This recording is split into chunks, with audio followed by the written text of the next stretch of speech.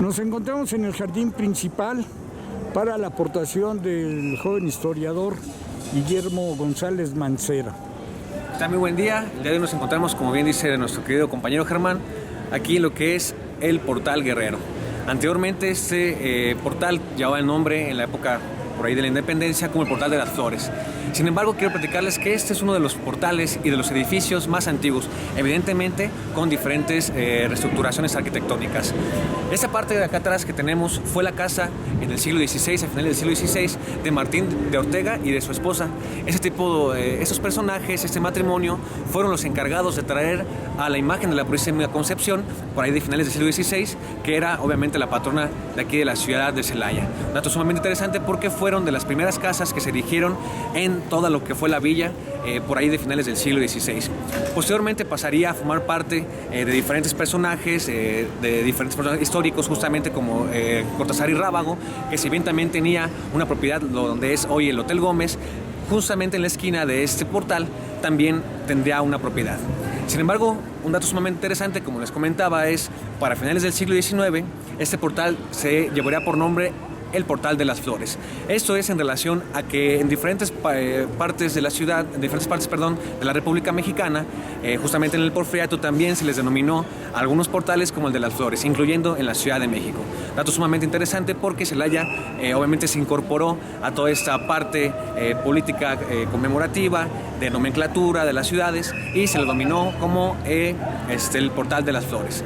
Sin embargo, esta parte de acá atrás, este edificio, es interesante porque llegó a vivir aquí en 1884 uno de los personajes más sobresalientes y más destacados dentro de la historia nacional de la segunda mitad del siglo XIX. Su nombre es el general Mariano Escobedo.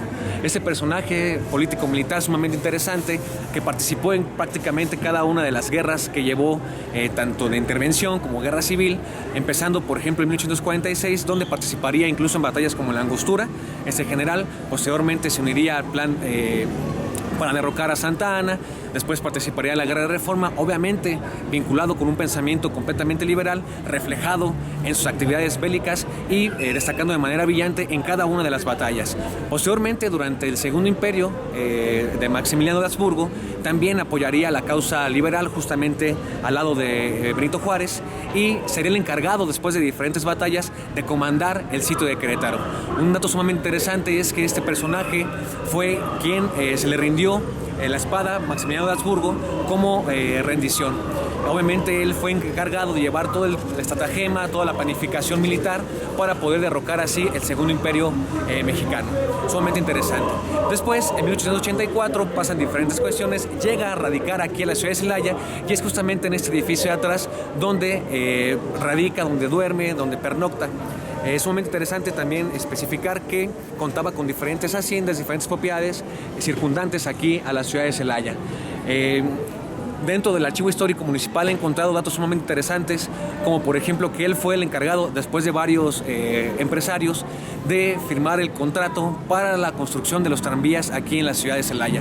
Obviamente ese general fue sumamente importante y no nada más hizo un paso, temporal aquí en la ciudad de Celaya, sino que incluso contribuyó para la infraestructura urbana a través de este contrato de su compañía limitada de tranvías, así se denomina en los documentos históricos, y que se puede percibir incluso en correspondencia con el gobernador de Guanajuato, que fue a su compañía del general Mariano Escobedo quien se le dio el contrato para la construcción del tranvía aquí en la ciudad de Celaya, mismo que funcionó más de 50 años, incluso ya por ahí de los 40, de los 50 del siglo XX, que comenzaron a retirar este tipo de vías y de tranvías.